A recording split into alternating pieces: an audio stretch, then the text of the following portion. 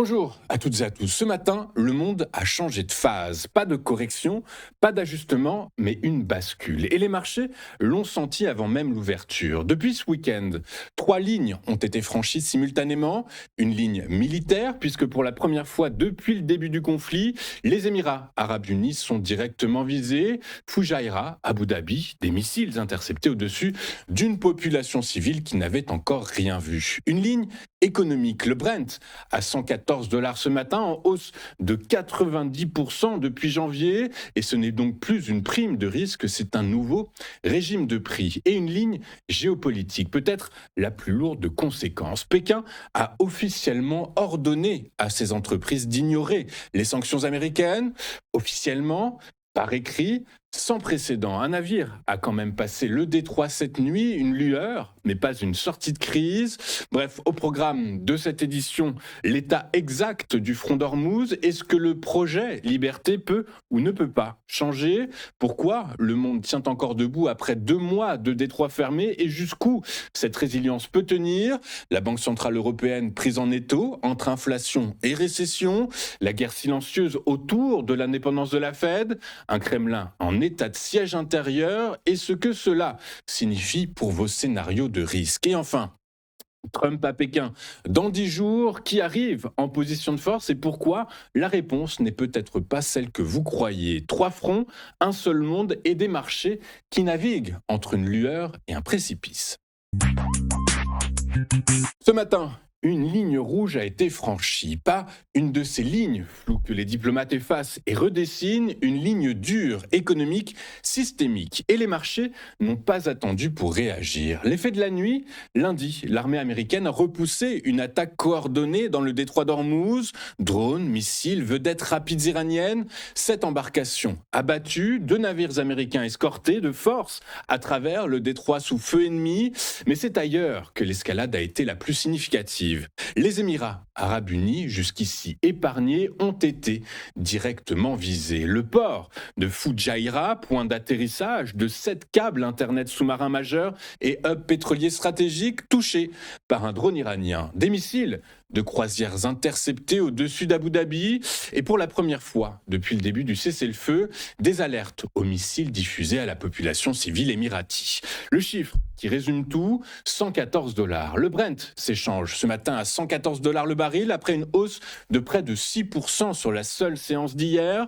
Depuis le 1er janvier, le brut a bondi de près de 90%. Ce n'est plus une prime de risque, c'est un nouveau régime de prix. Et chaque dollar supplémentaire sur le baril, eh bien, c'est mécaniquement de l'inflation alimentaire, des marges industrielles comprimées et des banques centrales coincées entre récession et surchauffe. Mais le signal le plus grave de cette nuit vient de Pékin. La Chine a officiellement ordonné à ses entreprises d'ignorer les sanctions américaines imposées aux raffineurs privés liés au commerce du pétrole iranien.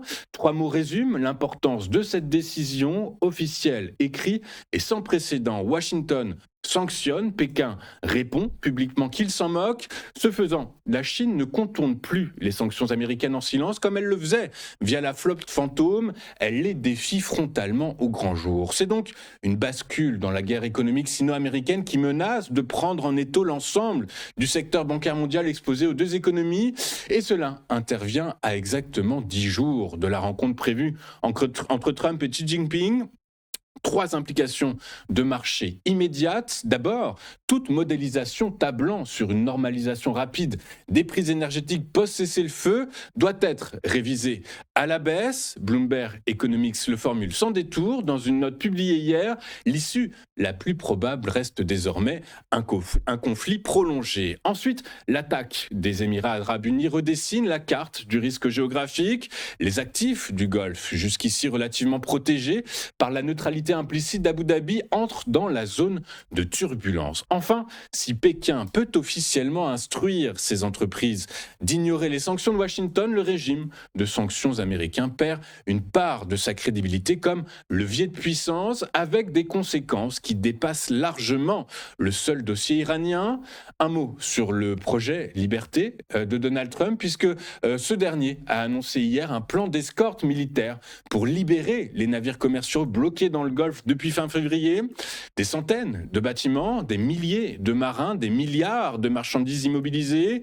L'initiative est réelle, mais elle se déploie sous les feux croisés de l'aviation iranienne, des drones et des mines GPS. Le commandant du CENTCOM a assuré que la technologie américaine permettrait de dégager un passage. Les assureurs maritimes, eux, attendent toujours de voir les navires revenir entiers avant de revoir leurs primes.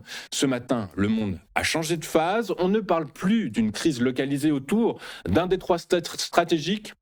On parle d'un conflit qui s'étend géographiquement vers le Golfe, s'approfondit diplomatiquement entre Washington et Pékin et se mondialise économiquement via les sanctions et les prix de l'énergie. Le Brent, à $114 le baril n'est pas un pic, c'est peut-être un plancher. Le tableau est sombre, mais ce matin, une seule information vient nuancer ce pessimisme et les marchés l'ont immédiatement intégré. Un navire a passé le détroit. Au milieu du tableau sombre que nous vous dressons ce matin, une information positive, la première depuis des semaines. Et elle mérite d'être pesée avec précision, ni surestimée, ni ignorée. Le 4 mai, hier, un navire de la compagnie danoise Maersk, l'Alliance Fairwax, transporteur de véhicules appartenant à sa filiale américaine Paralines, a franchi avec succès le détroit d'Ormuz sous escorte militaire américaine. C'est le premier passage officiellement confirmé depuis la fermeture totale du détroit début mars. Tous les membres d'équipage sont sains et saufs. Maersk a publiquement remercié l'armée américaine. Et ce que ce passage signifie concrètement, c'est que le projet Liberté, l'opération d'escorte lancée par Washington pour libérer les centaines de navires bloqués dans le Golfe depuis plus de 2 mois, est désormais opérationnel. Le commandement central américain a confirmé que 2 destroyers de l'US Navy conduisent des opérations actives dans la région. C'est un signal fort envoyé aux armateurs et aux assureurs. Le passage est possible, militairement sécurisé, et Washington s'y engage publiquement. Mais gardons la tête froide. Un navire franchi, c'est un navire sur des centaines bloqués. L'Alliance Fairfax n'est pas n'importe quel bâtiment, puisqu'il fait partie du programme américain de sécurité maritime financé par le gouvernement en échange de sa disponibilité pour l'armée en temps de guerre. C'est donc, en d'autres termes, un navire quasi militaire qui a servi de test opérationnel. Les armateurs commerciaux ordinaires, eux, attendront des signaux bien plus robustes avant de risquer leur équipage et leur cargaison sous les drones et les mines GPS iraniennes. Pour les marchés, la lecture est binaire. Si le projet Liberté tient et se déploie à grande échelle dans les prochains jours, c'est une détente sur les primes d'assurance maritime, un début de normalisation des flux pétroliers et potentiellement un repli du Brent depuis ses $114 actuels. Si l'Iran riposte comme il l'a fait hier soir contre les Émirats arabes unis, l'opération pourrait être suspendue et la prime de risque repartirait alors à la hausse. Un navire a passé, c'est une lueur, mais pas une sortie de crise. Mais sur des marchés qui n'ont reçu que des mauvaises nouvelles depuis 10 semaines, même une lueur se price immédiatement. Surveillez le nombre de passages confirmés dans les prochaines 48 heures, puisque ce chiffre sera le vrai baromètre de la situation. Un navire franchi, des centaines encore bloquées, pendant que Washington tente d'ouvrir un corridor militaire, une question structurelle s'impose. Même si le détroit rouvrait demain, le monde a-t-il les capacités pour compenser 2 mois de pénurie pétrolière ? La réponse est non, et elle nous oblige à regarder bien au-delà du Moyen-Orient. Le Brent à $114 ce matin. La question que tout le monde se pose, pourquoi les producteurs n'ouvrent-ils pas les vannes ? La réponse est plus complexe et plus riche d'enseignements pour les investisseurs, il n'y paraît. Les contraintes sont structurelles. Les producteurs mondiaux fonctionnent déjà à pleine capacité. Les raffineries sont saturées. Aux États-Unis, la dernière installation de capacité significative a été construite en 1977 à Garyville, en Louisiane. Les capacités de stockage sont engorgées et surtout, un puits foré en 2026 ne produira pas avant 2036. Ce type d'investissement à long terme n'est rentable que si le pétrole reste durablement au-dessus de 90 dollars le baril. Goldman Sachs estime justement que c'est le scénario de base, au moins jusqu'à fin 2026. Le signal prix est là, mais la réponse industrielle, elle prendra des années. Le pétrole de schiste américain approche en effet de ses limites.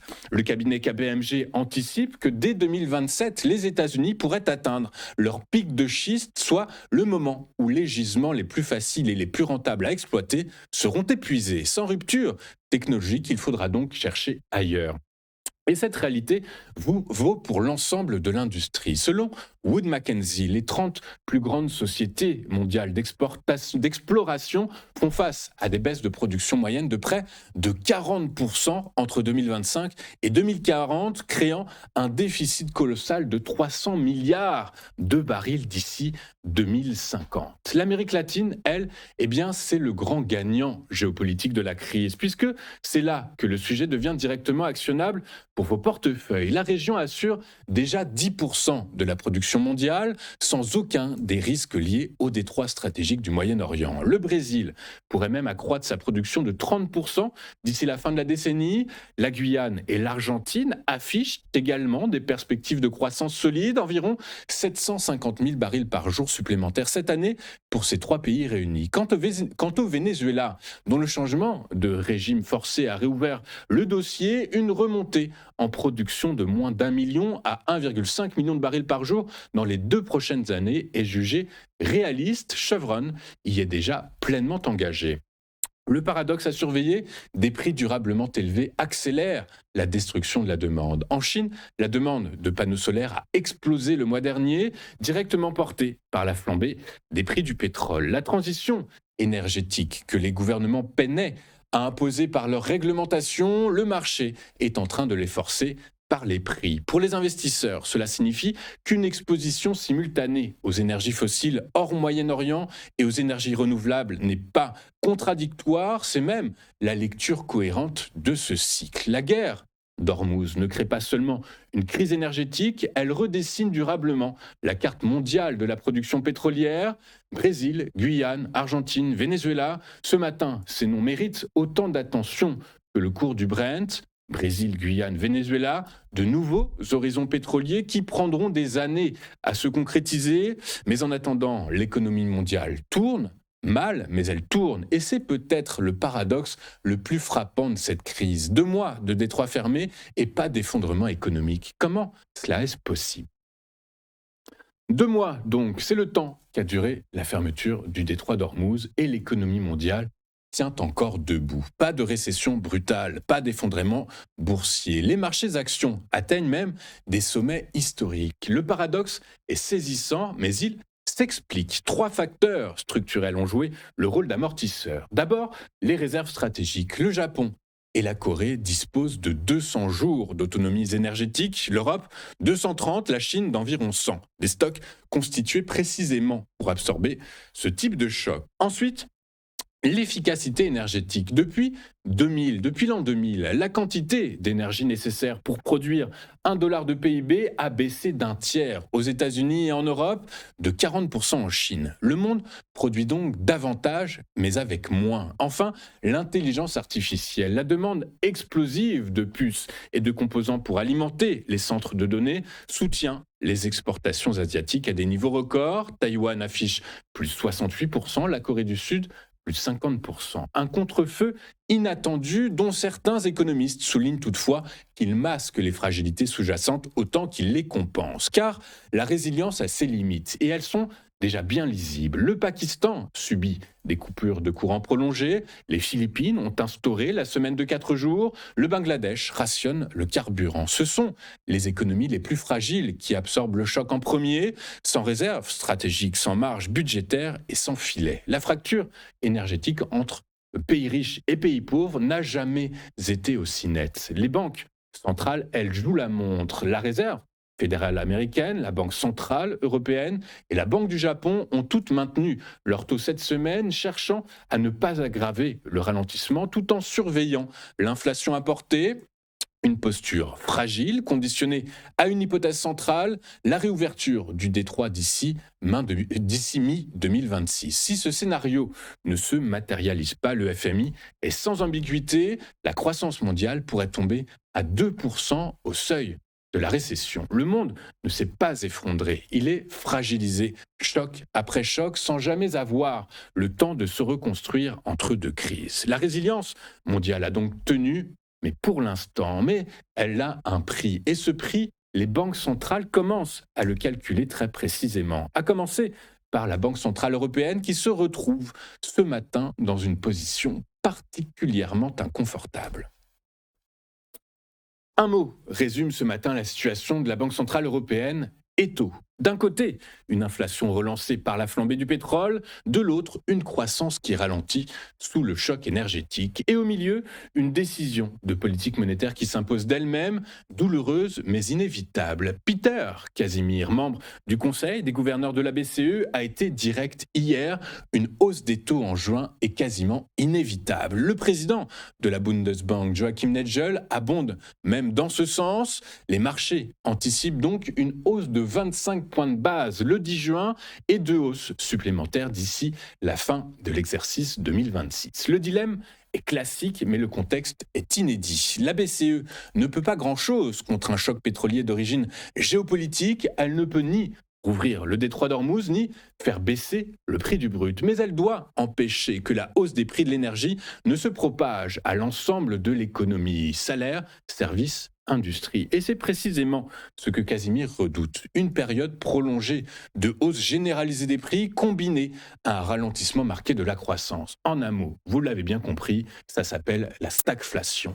Une note d'espoir, cependant, une enquête de la Banque centrale européenne publiée hier montre que les prévisionnistes professionnels anticipent une inflation moyenne de 2,7% cette année, mais un retour à 2,1% en 2027 et 2% en 2028. Le choc serait donc temporaire si le conflit se résout rapidement. Pour vos portefeuilles, obligations sous pression, crédit immobilier plus cher et valorisation boursière à recalibrer. La BCE resserre et elle le fait dans une économie déjà fragilisée par la guerre. La BCE resserre. De l'autre côté de l'Atlantique, la question n'est pas tant de savoir ce que fera la Fed, mais qui la dirigera et dans quelle indépendance réelle. Car pendant que les marchés scrutent le Brent et les déclarations iraniennes, une autre bataille se joue à Washington, plus discrète, mais potentiellement aussi déterminante pour les marchés financiers. En effet, un sujet agite discrètement les salles de marché. Qui va réellement diriger la Réserve fédérale américaine et avec quel degré d'autonomie? Le fait. Kevin Warsh, candidat de Trump à la présidence de la Fed, a comparu, je vous le rappelle, devant le Sénat le 21 avril dernier. Message central, la Fed doit être strictement indépendante sur la politique monétaire, mais il a immédiatement ajouté que ses responsables n'ont pas droit à la même déférence sur les questions non monétaires et évoqué un futur accord Fed-Trésor régissant le bilan de la Banque centrale, sans en préciser les contours. Et pourquoi c'est crucial? Eh bien parce que la frontière entre monétaire et non monétaire est floue, et c'est là que réside le risque. Les lignes de swap de devises en sont l'exemple parfait. Lors de la crise de 2008, elles ont représenté 600 milliards de dollars, soit 25% du bilan de la Fed. Scott Bessent a révélé que les Émirats arabes unis, directement attaqués par l'Iran, ont déjà sollicité de telles lignes. Si Warsh les considère comme non monétaires, le Trésor pourrait alors les contrôler. La politique étrangère dicterait alors directement les décisions du bilan de la Fed. Les réactions des anciens responsables est sans appel. 6 ex-dirigeants interrogés par un média américain partagent la même inquiétude. La résume, je le cite, dans le pire des cas, le bilan de la Fed devient un instrument d'aide étrangère. Pour les marchés obligataires, toute perception d'affaiblissement de l'indépendance de la Fed se traduirait immédiatement en hausse des rendements sur les bons du Trésor.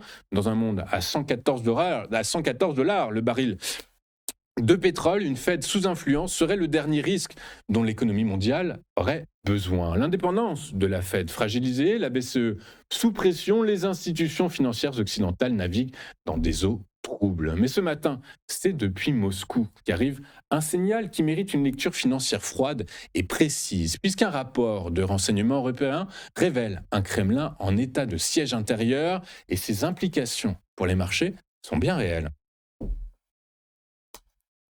Une information venue d'un service de renseignement européen transmise à un média américain mérite ce matin une lecture financière froide et précise. Le Kremlin a drastiquement renforcé la sécurité personnelle de Vladimir Poutine. Surveillance renforcée des proches collaborateurs, interdiction des transports en commun pour son entourage, double contrôle des visiteurs, téléphone sans Internet obligatoire. Les résidences habituelles de Poutine sont abandonnées, aucune visite d'installation militaire cette année, remplacées par des images préenregistrées diffusées au public. Le contexte qui explique tout. En décembre 2025, le lieutenant général Feynil Sarvarov a été assassiné à Moscou, vraisemblablement par des agents ukrainiens. La réunion de crise qui a suivi au Kremlin a dégénéré en affrontement direct entre le chef d'état-major Gérard Simov et le directeur du FSB, Bortnikov. Depuis, 10 hauts commandants militaires ont bénéficié d'une protection renforcée et l'ancien ministre de la Défense Choigu est explicitement identifié dans le rapport comme un risque de coup d'État. La lecture financière est directe. Un Kremlin en proie à la paranoïa des généraux qui s'affrontent, une élite urbaine qui supporte de moins en moins les coupures de réseau et le coût économique de la guerre. Eh bien, c'est un régime sous pression interne croissante. Pour les marchés, cela signifie deux choses. Le risque d'une escalade imprévisible en Ukraine augmente et la probabilité d'une transition politique chaotique en Russie avec ses conséquences sur les marchés de l'énergie et des matières premières, eh bien, elle ne peut plus être ignorée dans les scénarios de risque. Le 9 mai prochain, Poutine, vous le savez, organisera un défilé sans blindés ni missiles sur la place rouge. Pour un régime qui a toujours fait de sa puissance militaire sa vitrine, c'est un signal que les marchés ne doivent pas sous-estimer. Un Kremlin fragilisé, une guerre iranienne qui s'enlise, une BCE qui resserre. Et dans 2 semaines, Donald Trump se rend à Pékin. Un sommet au sommet de toutes les tensions. La Chine, elle, observe depuis le début de cette crise avec une patience que certains qualifient de stratégique. Notre analyse du rapport de force avant le sommet Trump-Xi. Les 14 et 15 mai, Donald Trump se rendra donc à Pékin. Un sommet rare, déjà reporté en raison du conflit iranien et que la Chine aborde avec une prudence calculée et peut-être un avantage discret. Car la guerre contre l'Iran ne s'est pas déroulée comme Washington l'espérait. Au lieu d'une victoire rapide qui aurait consolidé le levier américain face à Pékin, les États-Unis se retrouvent enlisés dans un conflit coûteux, impopulaire, aux conséquences économiques mondiales encore non maîtrisées. Si les États-Unis avaient pris l'ascendant, Trump aurait disposé d'un levier bien plus important, résume Wu Qingbo, conseiller au ministère chinois des Affaires étrangères. Il est clair aujourd'hui qu'ils n'ont pas réussi à gérer la situation, a-t-il précisé. Tout au long du conflit, Xi Jinping a multiplié les appels à la paix, soutenu les pays en développement face à la pénurie énergétique et consolidé son image de puissance stabilisatrice, une posture que les dirigeants occidentaux eux-mêmes ont reconnue en intensifiant leur contact avec Pékin. Les États-Unis se battent sans gagner, la Chine gagne sans se battre, formule crûment un ancien président de la Chambre de commerce européenne en Chine. La situation n'est pourtant pas confortable pour Pékin. Le détroit d'Ormuz, par lequel transite un tiers de ses importations en pétrole et gaz, reste fermé et la Chine se retrouve dans une posture délicate vis-à-vis de l'Iran, un partenaire stratégique qu'elle ne peut ni soutenir ouvertement ni abandonner sans coup diplomatique. Ce sommet sera donc pour les deux camps un exercice d'équilibre plus que de rupture. Trump cherche des victoires tangibles avant des midterms qui s'annoncent difficiles. Achats agricoles, commandes, Boeing, un accord cadré pour les caméras. La Chine veut des concessions structurelles, recul sur Taïwan, allègement des restrictions technologiques, levée de sanctions, deux agendas distincts mais une même table. L'histoire retient que la visite de 2017 avait accouché d'un tapis rouge avant une décennie de rivalité croissante. Cette fois, les deux puissances arrivent sans illusion, ce qui est à la fois le signe d'une relation plus mature et d'une relation plus dangereuse. Trump arrive à Pékin en position de faiblesse relative, c'est le constat de nos analystes, et Pékin l'a bien compris, preuve en est, samedi dernier, la Chine a franchi un pas que personne n'avait osé depuis des décennies, un acte de défiance économique officiel, écrit, publié, qui change structurellement les règles du jeu financier mondial. Retour sur ce qui pourrait être la décision économique la plus lourde de conséquences de cette semaine. Ce week-end, donc, une ligne a été franchie dans la guerre économique sino-américaine. Et elle mérite qu'on s'y arrête précisément parce qu'elle redessine les règles du jeu financier mondial. Samedi, Pékin a en effet officiellement ordonné à ses entreprises de ne pas respecter les sanctions américaines imposées aux raffineurs privés liés au commerce du pétrole iranien. La cible principale, Engli Petrochemical, géant du raffinage de Liaoning, qui prévoyait cette année 34 milliards de dollars 34 milliards de dollars de lignes de crédit bancaire. Les banques chinoises qui travaillent avec Engli demandent en urgence des éclaircissements aux régulateurs, profitant des jours fériés cette semaine pour gagner du temps. Ce qui est nouveau, c'est le caractère officiel et public de la démarche. Pékin a toujours dénoncé les sanctions américaines, mais avait jusqu'ici laissé ces grandes entreprises s'y conformer discrètement pour préserver leur accès au système financier américain. Cette fois, c'est un ordre écrit, publié, surtout assumé. Le ministère du commerce chinois parle de sanctions illégales qui violent les normes internationales. Le quotidien du peuple qualifie la mesure d'étape cruciale contre la juridiction extraterritoriale américaine. Les implications bancaires sont immédiates. Les établissements de crédit exposés se retrouvent pris en étau entre deux systèmes juridiques incompatibles. Obéir à Washington risque de violer le droit chinois. Obéir à Pékin risque des sanctions secondaires américaines. Et si Washington étend ces sanctions aux grandes banques publiques chinoises, Pékin a clairement signalé qu'il riposterait par des contre-mesures plus énergiques, selon les analystes d'Eurasia Group. On entrerait alors dans une spirale de sanctions croisées aux conséquences systémiques pour l'ensemble du secteur bancaire mondial. Le calendrier délibéré, cette annonce intervient, vous l'avez bien compris, à 10 jours du sommet Trump-Xi Jinping. La Chine envoie un message de force avant la négociation, tout en ménageant une sortie possible. L'ordonnance de blocage vise les sanctions concrètes sur des entreprises précises, pas une rupture frontale et totale. C'est une escalade calculée, pas une déclaration de guerre économique. Le système de sanctions américain, déjà fragilisé par ses hésitations sur la Russie et le Venezuela, vient de recevoir son défi le plus sérieux. Si la Chine peut officiellement ordonner à ses entreprises d'ignorer Washington, et si les banques suivent, l'arme des sanctions perd une partie de sa puissance dissuasive. C'est un changement structurel et non pas un incident diplomatique. Regardons ce que les investisseurs vont suivre aujourd'hui, et au-delà de la dimension géopolitique, c'est du côté de la macroéconomie dans un premier temps qu'il faudra se penser, et de l'actualité monétaire, puisqu'à 14h30, on attendra avec impatience le discours de la présidente de la Banque centrale européenne, Madame Christine Lagarde, et puis en milieu d'après-midi, heure de Paris, c'est du côté des États-Unis qu'il faudra se tourner avec la publication des PMI pour les services, des ventes de logements neufs et du rapport Jolts sur les nouvelles offres d'emploi pour le mois de mars. Je vous rappelle également que l'indice PMI non manufacturier de l'ISM sera également publié en fin d'après-midi. Côté microéconomie, eh bien, c'est du côté d'AMD, de Pfizer, de KKR, de PayPal et d'AMC Entertainment qu'il faudra se tourner pour comprendre comment les entreprises ont abordé le début de l'année de l'exercice 2026 et quelles sont leurs perspectives toujours pour cet exercice.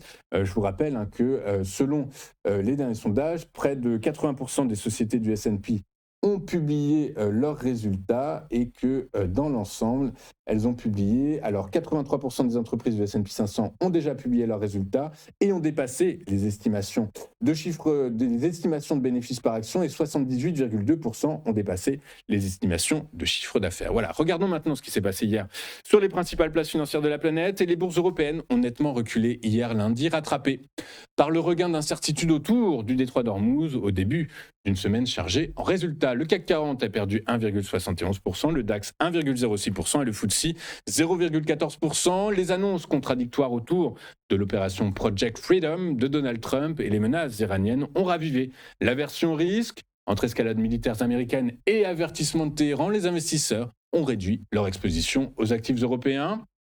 Wall Street, de son côté, a marqué une pause. Après ces records, les investisseurs préférant sécuriser des gains avant une semaine dense de résultats. L'incident dans le détroit d'Ormuz survenu au lancement de l'opération Projet Liberté de Donald Trump a servi de catalyseur à des prises de bénéfices. Le Dow Jones a reculé de 1,13%, le S&P 500 de 0,41% et le Nasdaq de 0,19%. Le contraste reste frappant. Les profits du S&P 500 sont désormais attendus en hausse de 28% au T1. Mais le message de Berkshire Hathaway, vendeur net d'actions, rappelle que les valorisations restent élevées. Enfin, le pétrole a bondi hier, porté par l'escalade au Moyen-Orient malgré la trêve annoncée. Le Brent a dépassé les $114 après de nouvelles tensions visant les Émirats arabes unis et l'incertitude persistante dans le détroit d'Ormuz. Au-delà du choc géopolitique, le marché entre dans une phase de raréfaction tangible des stocks mondiaux dont le rôle d'amortisseur s'érode. Le risque se déplace vers le consommateur avec une essence attendue à $5 le gallon. Aux États-Unis, l'opération maritime lancée par Donald Trump ne rassure pas encore les marchés. Nous allons marquer une toute première pause dans cette édition du 5 mai 2026 et juste après, comme annoncé, comme convenu, nous retrouverons Antoine Quesada et son chronocac. À tout de suite sur TV Finance.